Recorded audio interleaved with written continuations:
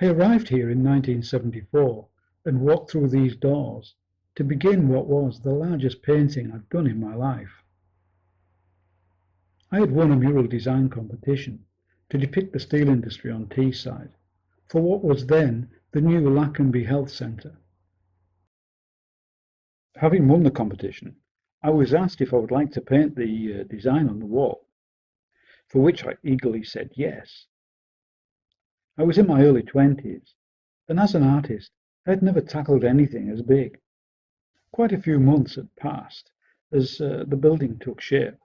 All I had seen at the time was a set of architect's drawings, so I really had no concept of the size of the mural. I was just shown a plan of the mural to be 25 feet by 8 feet. The day arrived in 1974 when I was called to have a look at the building and the area where I was to paint the mural. I'm trying to recall what I felt when I saw this vast panel for the first time. Well, it stretched 27 feet, 8 feet high, and 10 feet from the floor to the top. I must have felt some trepidation, but then again some excitement as well. Really, I think when I was a lot younger, I couldn't really wait to get started on the mural. I remember I'd given the preparation to this mural a great deal of thought. The medium I was going to use. I'd never used acrylic before, but here I was going to use it for the very first time.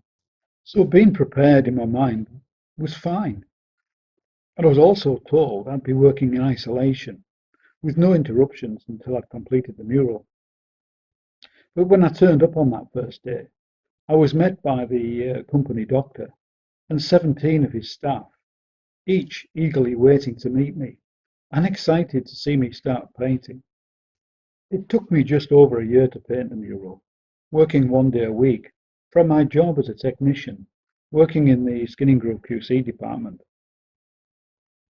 But during all that time of painting the mural, the health centre was open and fully functional, so I had people wandering in and out all the time.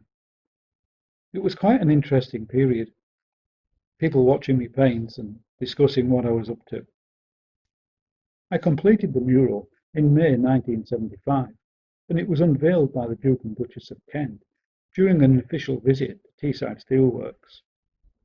Since then, thousands of people, employees of Teesside Steel, whether it be British Steel, Chorus, Tata, or SSI, many have come to admire the mural during the 41 years it's been in the medical centre.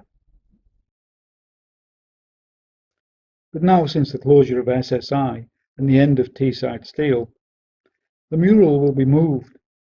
It's going to a new home in the Redcar Community Hub. In fact, it's going in the council chamber of that magnificent new building. Before I started the mural, I was asked whether I would like to paint it directly on the wall or whether I would like to paint it on panels. I decided to paint it on 7 panels, and after all these years, I'm glad I did, because it just makes the job a little easier to move it across to Redcar.